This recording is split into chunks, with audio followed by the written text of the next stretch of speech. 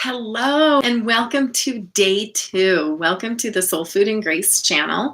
My name is Gina Harris and I am passionate about helping faith-based entrepreneurs and individuals find purpose and share their soul stories with the world. So welcome back. I'm so happy to have you here. Today was a little better than yesterday, but was still a little rough. So let's get started.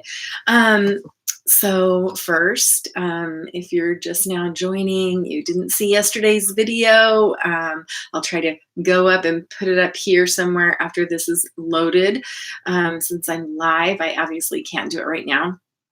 Also below, I have lots of different links you can go on. For those of you who have just started the Bible Challenge and you want to get a Bible, I will put some links below, and I've got mine, I've got my journal, and yesterday I had started in my other journal. Well, today as I started reading, I realized I had a lot with, which is interesting to me because it was literally just for, 4 through 6. We're reading Matthew's 4 through 6.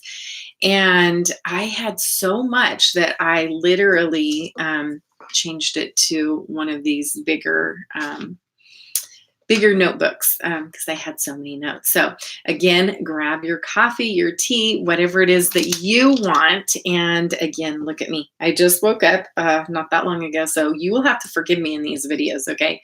Giving me some grace. Okay, you guys. So yesterday we read Matthew 1 through 3. And again, I would love to hear your guys' feedback, comments about what it is, how you're doing it. If you're not, using what I was suggesting, the SOAP version of study, you may have your own way that you want to use. And I would love to hear that. Share, share, share. Also, we will have a link below the video for our Facebook group. For those of you who want to go in, share with our group, share what you're learning, especially around faith, because, I feel like this year, that's kind of been a theme for me, but I feel like many of you guys are going to be, learning, and I just looked at the time, it was 2:22. I love that.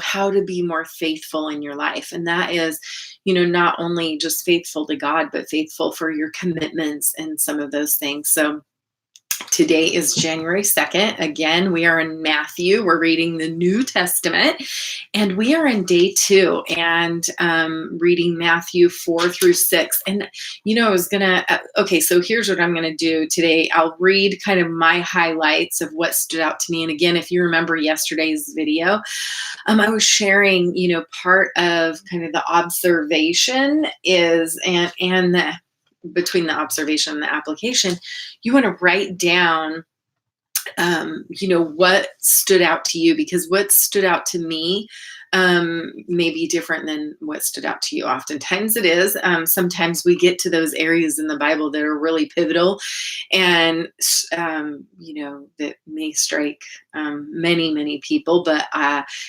for you, I just would encourage that. That way you can reflect on that, or whatever your process is. If you're, meditating, hopefully you are praying and really, opening that connection up with God and having it, develop you in a bigger, deeper, grander way for your life. So I'll read my notes, and then I want to kind of dig a little deeper in where it's at in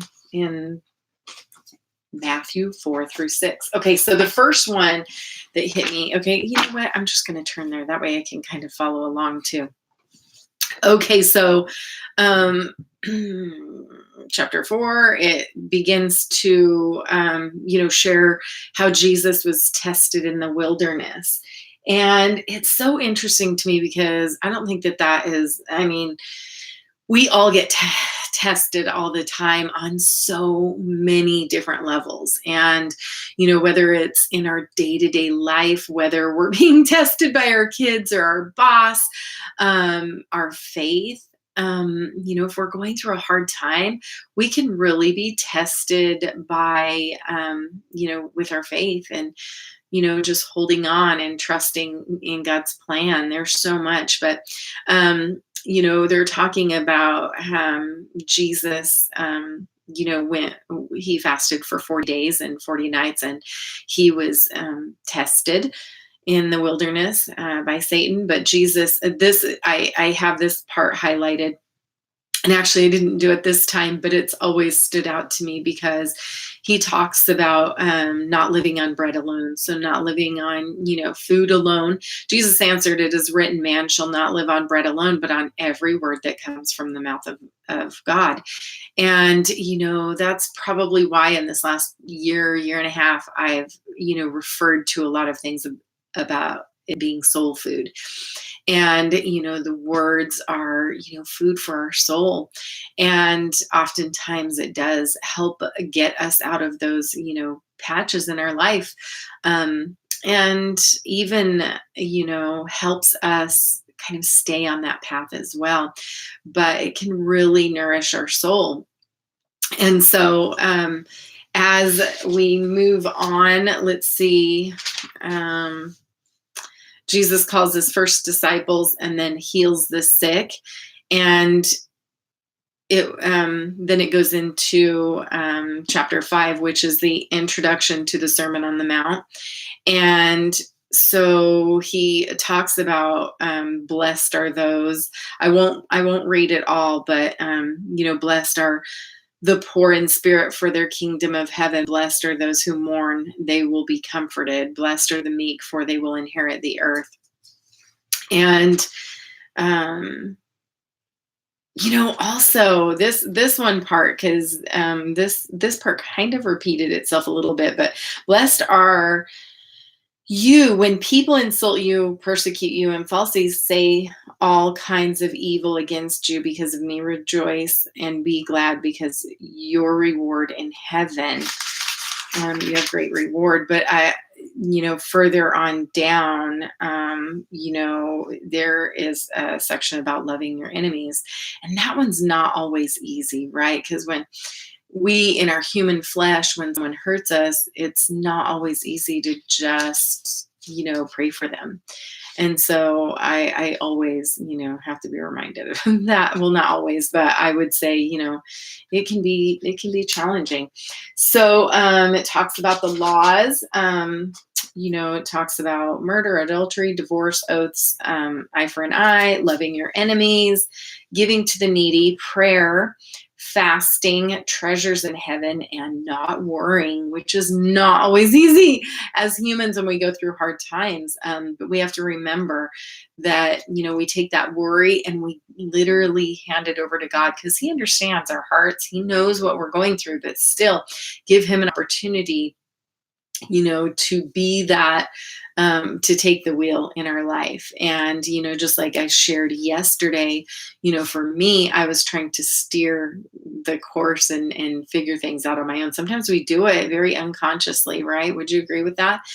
And it's in those moments where if we can just snap out of it and know, okay, wait, I'm trying to do this myself again. And there's so much help available for us, God just has lots of help for us. So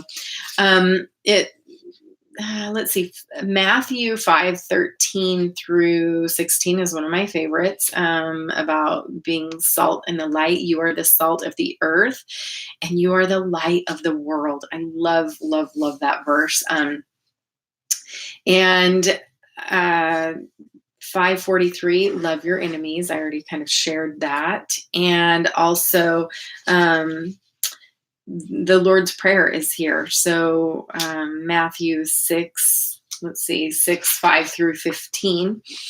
And then I did write down, about fasting. It really talks a lot about fasting. And over this last year, actually 2 years, I've done a lot of intermittent fasting. I've always, there have been times in my life, my husband can attest to this, I just get really led by the Spirit to really just fast, and I will go with that nudge. And I am actually, not because we're reading this. This is why I wrote fasting down, because I'm like, wow, I really got that. I was actually going to start yesterday, but I did not. I started halfway through the day.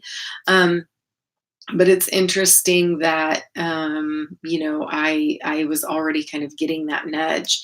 And what it does say about fasting and everything else, it all, it's referring a lot in, especially in 4 through 6, about kind of being humble. It doesn't say that, but it kind of has that feel. When you give to the needy or you fast, you should do it in private, not kind of boistering about it. That's why sometimes I've always been like, well, do I share that I'm fasting? But I think, the biggest thing is he knows your heart. If you're doing it to inspire others, maybe they want to join you. That's kind of different than, going out and saying, oh, look at me, so I don't know why that kind of stood out, and I wrote it down.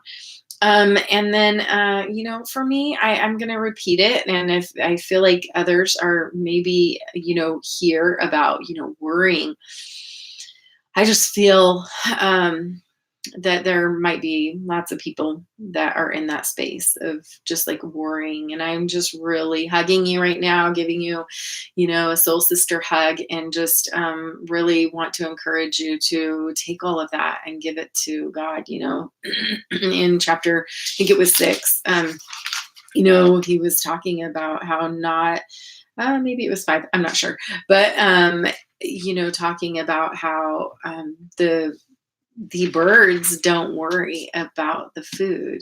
They're taken care of, and God will provide, but he will provide when we lean on him and we come to him. So I just, really want to just suggest to you to take all that worry and just go to him and tell him that you're struggling with it, and you have some worry, some fear, whatever that may be, and give it to him.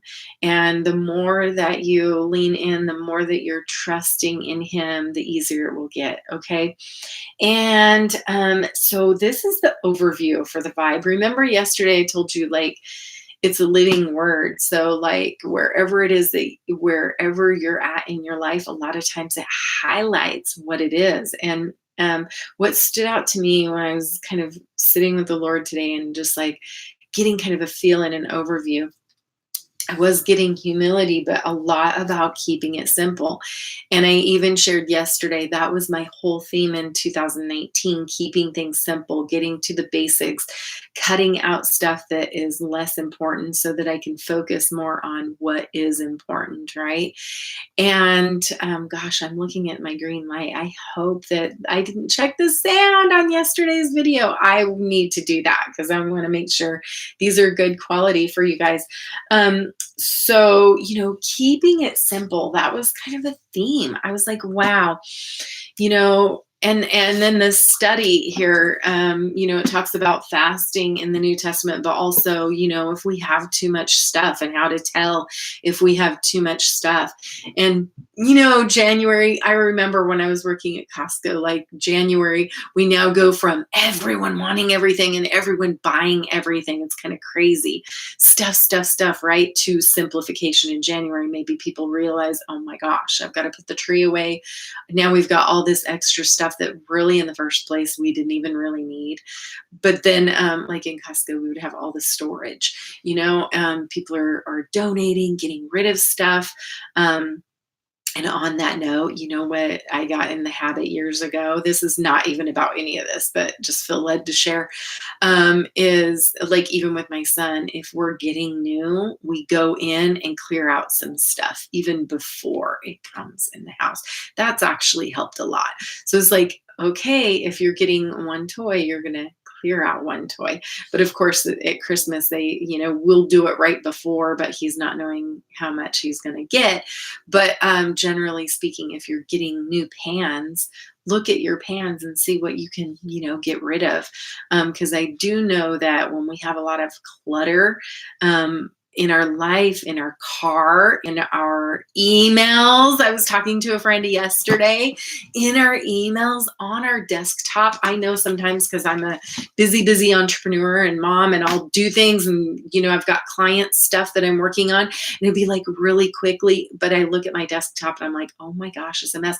We can feel that mental sluggish energy inside of us as well. So, if you are looking to fast or simplify, look around, not just in your physical world, but in the other areas on your phone. Does your phone need cleared up? Which mine always does. I always have so many photos. It's crazy.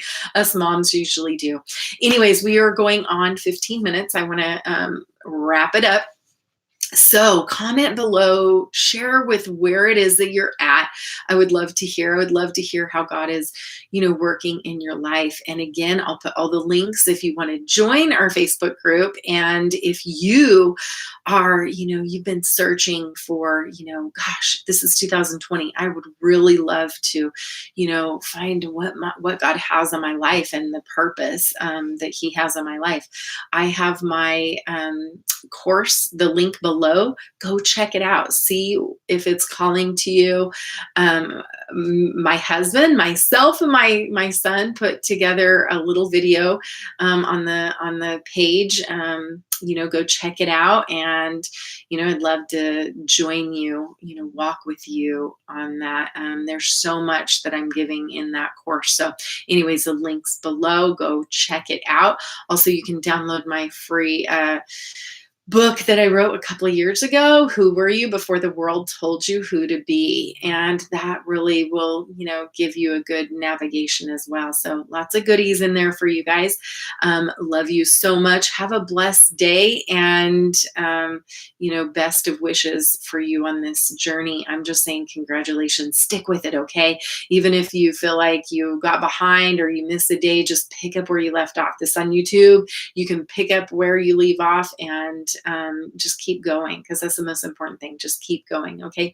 Love you. And we'll see you again tomorrow. Okay. Have a blessed day. Love you so much.